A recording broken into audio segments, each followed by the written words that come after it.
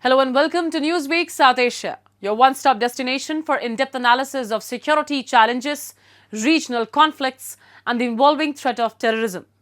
Let's take a look at the headlines first. Bangladesh has ousted PM Hasina sentenced to death for student crackdown.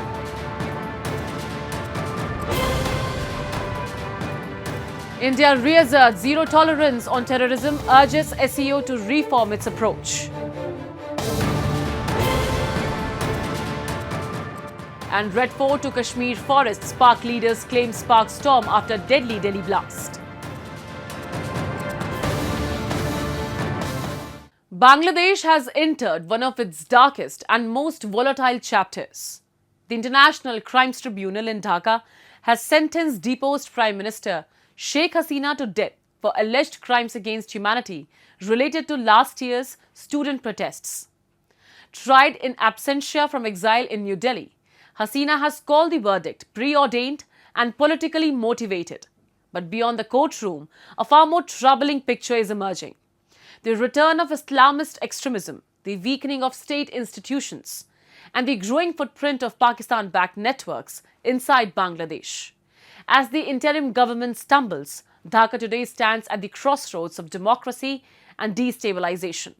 More specifically, Ashuliate 6 জনকে হত্যা করে পুড়িয়ে দেয়া চানখারপুলে 6 জনকে হত্যা করার মাধ্যমে যে অপরাধ করেছেন সেটার দায়ে তাকে দোষী সাব্যস্ত করে মৃত্যুদণ্ড প্রদান করেছেন। Former Bangladeshi Prime Minister Sheikh Hasina, the architect of the country's economic rise and a bulwark against terrorism, was sentenced to death by the International Crimes Tribunal in Dhaka. The judges ruled that Hasina ordered lethal force on student protesters, including close-range shootings at Dhaka University. Hasina was convicted on 3 charges: incitement to violence, ordering killings, and failing to prevent atrocities. The case relied heavily on a former police chief who turned state witness after her ouster. Hasina refused to return from India, calling the proceedings illegitimate, and today Dhaka remains under lockdown. Armoured vehicles, city-wide checkpoints, and half of the capital's police force deployed. Inside the packed courtroom, the ruling was delivered in stark language. It is hereby ordered that accused Sheikh Hasina be found guilty on 3 counts under charge 1. Count number 1, incitement. Count number 2, order to kill. Count number 3, inaction to prevent the atrocities and failing to take punitive actions against the perpetrators. For all these 3 counts, we have decided to inflict her with only one sentence, that is sentence of death. The verdict sends shockwaves across Bangladesh, but also raises serious questions about political neutrality, procedural fairness, and the motives behind the trial. The roots of this crisis lie in the violent student uprising of 2024, triggered by the High Court's reinstatement of a controversial quota system in government jobs. Clashes between anti-quota demonstrators and activists from Hasina's Awami League spiraled into a nationwide violence. A UN report estimated 1,400 deaths, though Hasina has repeatedly demanded an independent investigation disputing the numbers. The Awami League government fell on 5th August 2024, forcing Hasina to flee to India. But what followed was even more unprecedented. Within weeks of Hasina's ouster, the interim government began a systematic campaign to erase the political legacy of the Awami League, the party that delivered Bangladesh's liberation in 1971. Hasina's father, Sheikh Mujibur Rahman's statue was pulled down. His historic residence turned museum was burned. The Awami League was banned. Minorities aligned with the party were subjected to targeted violence. And into this vacuum stepped Bangladesh's Islamist hardliners, Hifazat-e-Islam, Jamaat-e-Islami and smaller extremist-linked networks. Groups that had been heavily suppressed under Hasina's 17 years in power are once again asserting themselves. Regional analysts warn that Bangladesh today resembles the pre-2000s environment when extremist movements thrived under state indifference. I think the verdict is part of the political vendetta that has been organized and has been going on against Sheikh Hasina and the Awami League. So it is a continuation of that process. As you know, the judiciary has been weaponized there with former judges, and many judges have been removed, and the interim government has put in their own people there. So nobody is surprised by this verdict. And I think it means that now the Awami League has to decide whether they will carry on the struggle or they keep quiet, which I doubt very much. I think the struggle will go on. This is a dramatic warning, but one that matches the pattern emerging on the ground. Pakistan-backed networks that were once dismantled by Hasina are resurfacing with alarming speed. Even Indian intelligence sources have flagged a Bangladesh linkage in the recent Delhi terror blast, a development unthinkable under Hasina's counter-terror regime. There is a very strong belief that the agitation conducted against Hasina was also had a foreign hand in it, or in different ways, and because a decision was taken somewhere that she's not cooperating with that country, which wanted certain facilities there in Bangladesh, etc. You know, these are all in the media already, and these have been discussed, and so these things are also there. And we have seen the interim government moving very close to Pakistan, and there's a lot of ISI, traveling, Pakistani generals and others traveling to Dhaka. During the bomb blasts in Delhi, for example, I just read somewhere that they have also unearthed a Dhaka connection. Now that could very much be the LET, which has gone there and started operating from there, or the Jaish or whoever. Because this is what Pakistan would aim for. As the interim administration led by Muhammad Yunus governs with little electoral legitimacy, ordinary Bangladeshis say the country has plunged into instability. Last 17 years, when Sheikh Hasina was the Prime Minister, the country has been improved by the developed by the economy, structure, all those. Sheikh Hasina की time में जो हुआ था, जो बांग्लादेश अभी people बोल रहे हैं आगे भालो छिलाम. It's been our previous time was more better. We have been fooded, we have been eat, we have been sleeping. There is a democracy, peaceful life. So अभी जो यूनुस की गवर्नमेंट की जो टाइम जा रहा है, ये इतना लोग अभी इतना सफर कर रहा है कि यूनुस की ये शोषण बना रहा है. बांग्लादेश में एक शोषण हो रहा है, एक डेजर्ट, एक मरुभूमि चल रहा है. बांग्लादेश की लोग अभी रो रहा है शेख हसीना के लिए कि एक जिंदगी कैसे था, अभी क्या बुरी जिंदगी हो गया. ये इंटरनेशनली भी इतना फोकसिंग हो जाएगा कि यूनुस की नोबेल भी जाने वाला. यूनुस की जो नोबेल मिला है, जो खरीद करके वो भी जाने वाला. यूनुस की हालत इन फ्यूचर में सबसे बुरी हालत होगा इन फ्यूचर में बांग्लादेश में.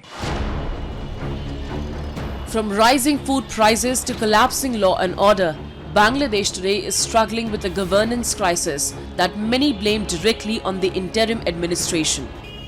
With elections due in early 2026, Bangladesh stands at a dangerous crossroads.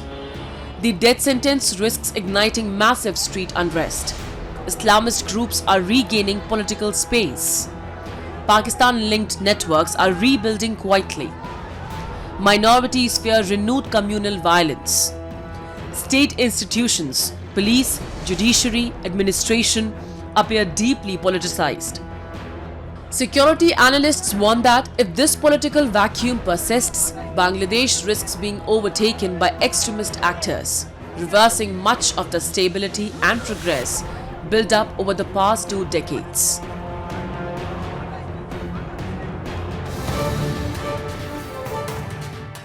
At a crucial moment for Eurasian security, India has delivered its strongest message yet against cross-border terrorism.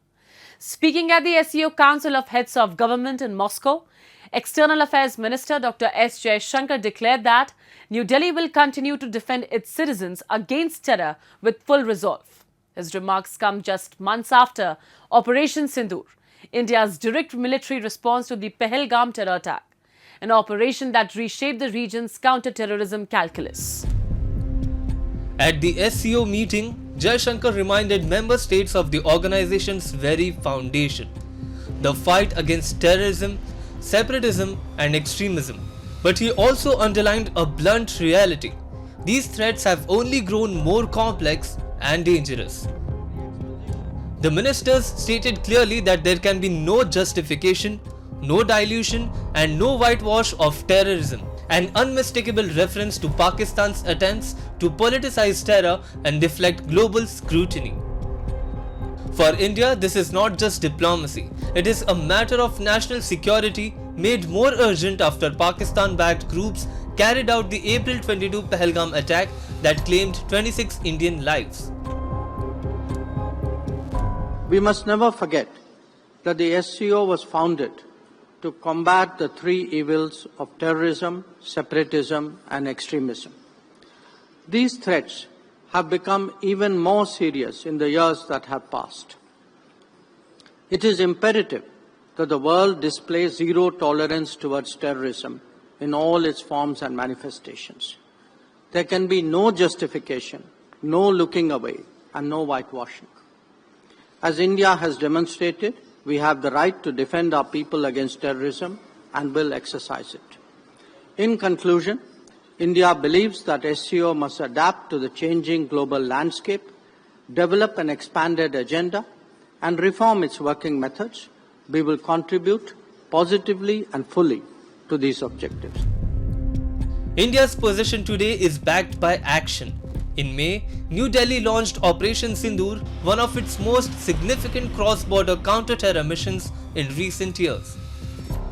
Beginning on May 7, India used fighter jets, precision missiles, armed drones and sustained artillery fire to strike terror camps and military installations across Pakistan and Pakistan-occupied Kashmir. The message was unmistakable. India will not absorb attacks, it will respond and respond decisively. The ceasefire on May 10 ended the exchange, but the strategic consequences continue. For the first time in years, Pakistan's terror infrastructure faced direct, targeted retaliation with international visibility, challenging Islamabad's long-standing belief that it could hide behind nuclear brinkmanship and diplomatic ambiguity. Experts say India's concerns are neither new or isolated. Terror networks cultivated in Pakistan and strengthened during decades of instability in Afghanistan continue to threaten the region. Absolutely. I think he was right in his stating the Indian position and concern about the revival of terrorism in South Asia, especially after the Afghanistan's and the American occupation of Afghanistan, and even during the Al-Qaeda activity in Afghanistan, and where Pakistan was used as the hub center for all the extremist group.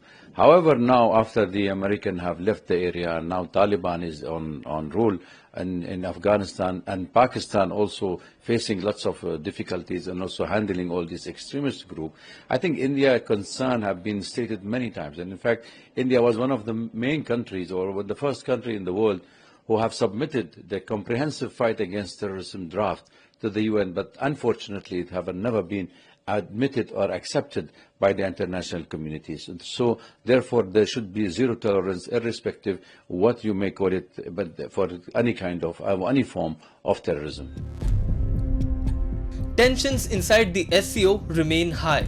Earlier this year, India refused to sign the SCO Defence Ministers' joint communique, not because of economic disagreements, but because the document deliberately ignored the Pahalgam terror attack while mentioning Balochistan and the hijacking of the Jafar Express. For India, this selective condemnation is unacceptable. New Delhi has consistently pushed the SCO to recognize Pakistan-backed terrorism as the region's primary destabilizing force, a demand that some members have hesitated to support due to political alignments. But India is now setting the tone. Any regional platform that ignores terrorism cannot claim credibility. Jaishankar's visit to Moscow comes at a time when India faces renewed US pressure to reduce purchases of Russian oil and defense hardware. But India remains firm. New Delhi continues to maintain a balanced strategic posture, emphasizing autonomy in defense partnerships and energy security. With President Putin expected in India in December, both sides are finalizing new bilateral agreements. This signals that despite geopolitical pressures, the India-Russia axis remains stable, especially in counter-terrorism and strategic cooperation. Jaishankar also called for stronger SCO institutions to tackle organized crime, drug trafficking and cyber threats, areas often exploited by terror groups operating from Pakistan. With terrorism once again reshaping global security priorities, India's message for Moscow is loud and unequivocal. Regional peace cannot be built on selective blindness. It must start with confronting the sources of terror head-on.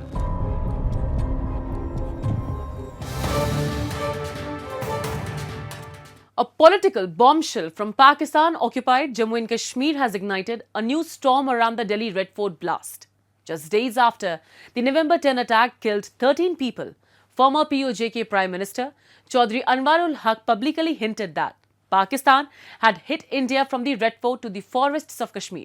His claim comes at a time when Pakistan's own ministers are issuing open threats of all-out war against India, exposing once again the dangerous nexus between extremist rhetoric, state patronage and terror operations that spill across borders.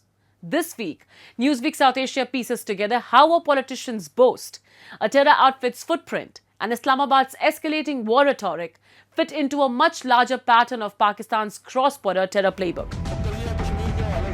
A video now viral across Pakistan-occupied Jammu and Kashmir and Pakistan has sent shockwaves through South Asia. Chaudhry Anwarul Haq. Until 2 days ago, the so-called Prime Minister of Pakistan-occupied Jammu and Kashmir declared on the assembly floor that Pakistan had hit India from the Red Fort to the forests of Kashmir. Haq claimed, "If you keep bleeding Balochistan, we will hit you. By the grace of Allah, we have done it." कि अगर नहीं बाज आओगे बलोचिस्तान को bleed करने से तो लाल किले से लेकर कश्मीर के जंगलों तक तुम्हें घुस के मारेंगे. His statement stops just short of explicitly naming the Red Fort blast, but the timing has raised serious questions. This comes even as Islamabad routinely accuses New Delhi of fueling unrest in Balochistan, a charge India dismisses as Pakistan's old strategy to mask its own terrorism export machinery. I think this has been quite clear to us that Pakistan is involved. Pakistan's hand is very visible. We have been able to find out that the Jaish were the handlers, Jaish-e-Mohammed was the handler. They were the ones who were radicalizing, they were the ones who were providing all the assistance, all the support as far as these bombers are concerned, from Al-Falah University are concerned. They are the ones who had brainwashed them. So this was very, very clear. But the fact that he has come out and he has said so very categorically that Pakistan had a hand, and there are these terrorist groups like Jaish-e-Mohammed, Lashkar-e-Taiba, who've been set up by the ISI and by the Pakistan Army, that is further corroborative proof and evidence that Pakistan has a hand in it. So whenever Pakistan tries to show deniability, that means obviously that their own people are also acknowledging and accepting that Pakistan is involved in fomenting terrorism and carrying out these terrorist activities in India. Meanwhile, the ongoing investigation into the Red Fort car bomb, a Hyundai i20 packed with ammonium nitrate fuel oil, reveals chilling details. Officials confirm the plot was engineered by a 10-member terror cell directly linked to Jaish-e-Mohammed, the Pakistan-based group founded by UN-designated terrorist Masood Azhar. The cell was created by Maulvi Irfan Ahmed, an Islamic cleric from Shopia with direct Jaish-e-Mohammed connections. He recruited and indoctrinated doctors from Haryana's Al Falah Medical College, including the suicide bomber Dr. Umar Mohammed. The rest of the cell has been arrested. Investigators also uncovered financial trails pointing to Pakistan-based handlers. Sources say Jaish leaders pushed fundraising through digital channels, including Pakistan's SadaPay app, and may be preparing a women-led attack. One key suspect, Dr. Shahina Saeed, codenamed Madam Surgeon, is reportedly part of Jaish-e-Mohammed's women wing, Jamaat-ul-Muminat, headed by Masood Azhar's sister Sadia.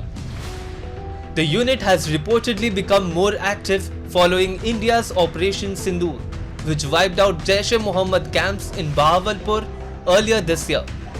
Fresh intelligence accessed this week suggests a coordinated escalation by Pakistan-backed outfits across Jammu and Kashmir. Both Jaish-e-Mohammed and Lashkar-e-Taiba are said to be mobilizing for a new wave of attacks, each using different indoctrination pipelines, operational tactics, and recruitment channels.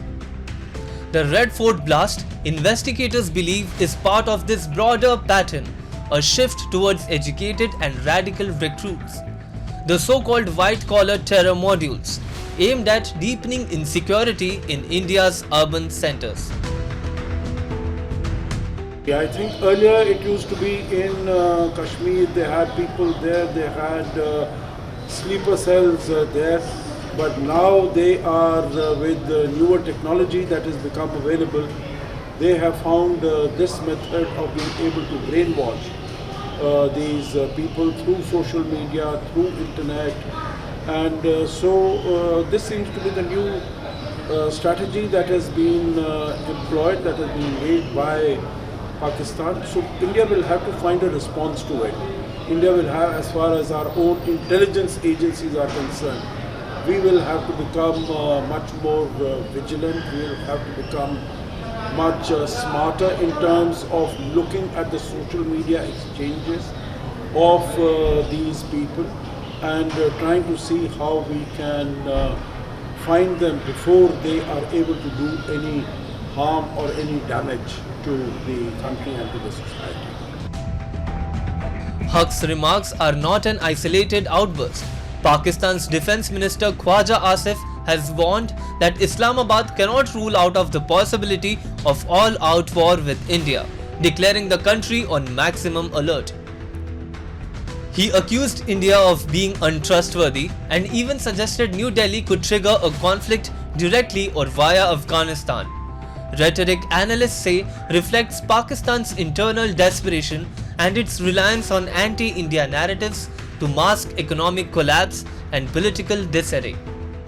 For India, the latest confession-style rhetoric from POJK leaders combined with ongoing threats from Pakistan's top ministers only strengthens the case that Islamabad's deep state continues to blur the lines between statecraft and terror strategy.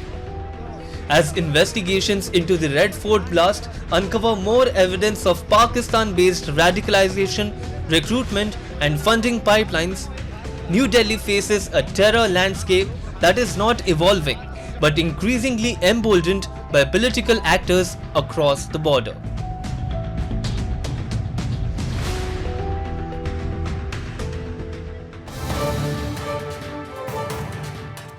Balochistan, Pakistan's largest yet most neglected province, remains a region scarred by enforced disappearances, military crackdowns, and decades of resource exploitation. As Islamabad celebrates its first shipment of critical minerals to the United States, Baloch voices continue to warn that province's people remain excluded, unheard, and under siege. In this week's episode of Newsweek South Asia, we speak to Baloch leader Mehran Murray to understand the ground reality, the human rights crisis, and what these new geopolitical and economic shifts mean for the Baloch struggle. Hello, sir. Welcome to the show. So my first question is, there are repeated cases of enforced disappearances, extrajudicial killings and arbitrary detentions in Balochistan. How would you assess the current human rights situation in the province? The current situation is very grim, as it has been in the recent past. I think genocide is at full escalation. Ethnic cleansing has been order of the day. Crimes against humanity are committed in Balochistan by the NAPAK army and its intelligence agencies on a daily basis. I mean, now is a new trend of transnational aggression as well. As you can see, they have no respect for any boundaries or borders. In India, they commit atrocities. In Afghanistan, they're committing atrocities, and they're targeting Baloch refugees in Afghanistan now. I call it transnational aggression, and that's what it is. Military operations are often justified as measures to counter insurgency, yet many believe they have also curtailed political space and civil rights. How do you view the way these operations are being conducted on the ground?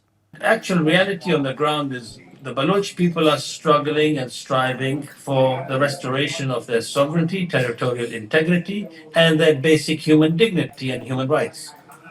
If Pakistan or NAPAK establishment of the army can label it something else and maneuver their narrative in a way that it simplifies our struggle, then we are not responsible for that, and think the world should not really heed any notice to Pakistani claims. Pakistan has sent its first ever shipment of rare earth and critical minerals to the US. But given the history of exploitation and neglect of Balochistan's natural resources, do you believe this new deal will benefit the local population in any way? Absolutely not. Since the occupation of Balochistan, the exploitation of resources is first and foremost priority of the NAPAK army and the establishment. They don't, of course, they need the landmass of Balochistan, they need the ports and everything else, but the looting of resources is their primary objective. While Islamabad profits from Balochistan's rich mineral resources, the province remained one of the poorest. How do you view this contrast in the context of human rights and economic justice? Now, Pakistan has thrived and flourished over the 70, 80 years of its existence because of the occupation of Balochistan, Kashmir, Sindh, Khyber Pakhtunkhwa, and at many times because of their meddling in Afghanistan. So it is a rogue cancer in the region which profits from other people's miseries, and it steals. It's a blatant usurper and thief of the region. They will try their utmost to maintain this occupation at any cost, because they do realize once we became independent and we regain our sovereignty, nobody will even look at Pakistan. Over the years, many Baloch activists, students and journalists have fled Pakistan seeking asylum abroad. What does this trend suggest about the prevailing environment in the province? There is no lawful struggle in Balochistan for the rights of the Baloch people. Not the whole 40, 50 million people can run away from the country. We live in an open air prison. We live in a garrison under curfew. We live in dire situations at the hands of the NAPAK army. People leave the country not primarily only to save their skin, but many people, as you realize, activists leave the country in order to highlight the situation in Balochistan, the grim conditions where the Baloch people live in. Thank you so much for giving us your time, sir. Thank you very much. And with that, we come to the end of this edition of Newsweek South Asia. We'll be back next week with more news, views and analysis from the subcontinent. Meanwhile, do keep writing to us at nwsa@anin.com. This is Shivangi Mishra signing off on behalf of the entire team of Newsweek South Asia. Goodbye and take care.